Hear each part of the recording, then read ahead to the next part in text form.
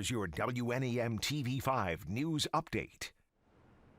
Good afternoon, everyone. I'm Colette Boyd. Here's a look at the top stories we're following today. A 75-year-old Michigan woman was killed in a crash in Isabella County.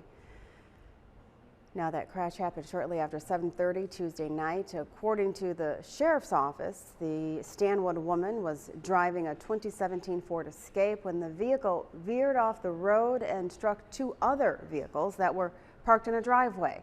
The woman was pronounced dead at the scene. Investigators believe she possibly suffered a cardiac issue that may have led to that crash.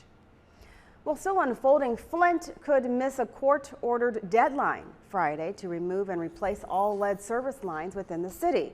Since 2017, the city has checked out 27,000 pipes, finding just over 10,000 needed to be replaced.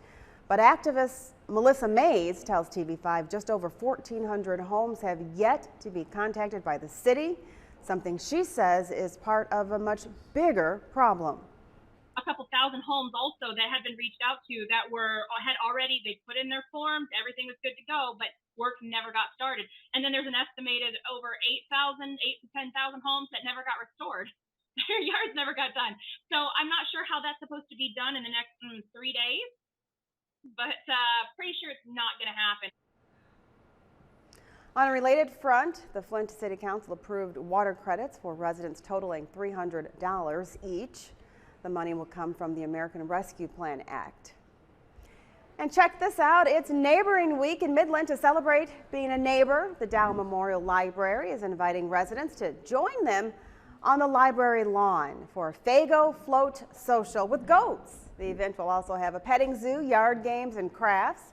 No registration is required. Just head on over to the library. The fun starts at 5:30 p.m. and runs until 7. Now here's John Gross with Look at Your Forecast. Thank you very much, Colette. Let's talk about the forecast as we go throughout the rest of your Wednesday. Lots going on across our region, and for our friends down in Florida, we'll start right here in mid-Michigan. We're talking about some frost and freeze concerns as we go tonight into early Thursday morning. We'll last those until about 9 o'clock tomorrow. Main takeaway here for region-wide, whether you're under advisory, a watch, a warning, or anything, or nothing, I should say. Overnight lows in the 30s and even some 20s, so make sure that you're protecting any sensitive vegetation that you do have outdoors. There's a look at our numbers and where we do go for the overnight 30s and even some 20s, especially further north and west of the bay.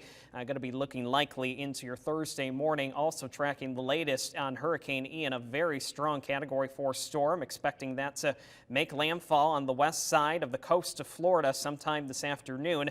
Max winds right now 155 miles per hour, so we definitely will be seeing some major impacts throughout the entire state. We'll continue to keep you updated on that as we go throughout the rest of the week. Now, as we go throughout our forecast a little bit closer to home, once we get past the stubborn clouds, a few showers, especially there for the thumb due to our northerly winds today, mid-50s.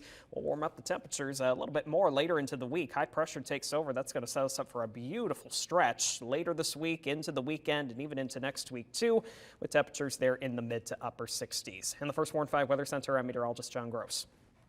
Remember to tune into WNEM TV5 on air and online 24/7 for the latest news, weather, and information.